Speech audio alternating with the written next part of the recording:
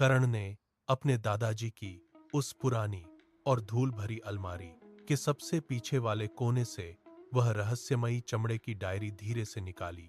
उसके पन्ने समय के साथ पीले पड़ चुके थे और उनमें से एक पुरानी गंध आ रही थी।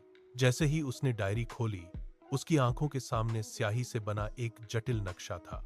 डायरी के बिल्कुल आखिरी पन्ने पर कांपते हाथों से लिखा था, खोया हुआ शहर जहां कभी सोने की नदियां बहती थीं।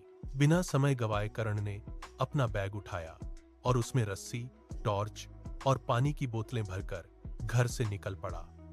3 रातों तक वह घने और डरावने जंगलों के बीच से अकेला गुजरता रहा। चौथे दिन उसे एक ऐसी जगह मिली जहां पेड़ इतने विशाल और घने थे कि दोपहर में भी सूरज की रोशनी जमीन तक नहीं पहुंच पा रही थी। उसने अपनी कुल्हाड़ी से भारी बेलों को काटना शुरू किया। तब जाकर सामने एक प्राचीन पत्थर का द्वार दिखाई दिया।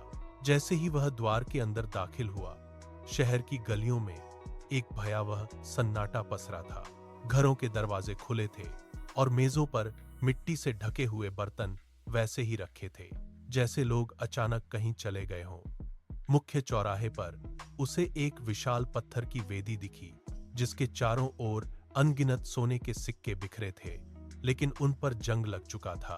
कर्ण ने दीवार पर उकेरे अक्षरों को साफ किया जहां लिखा था, लालच ने इस शहर को खत्म कर दिया।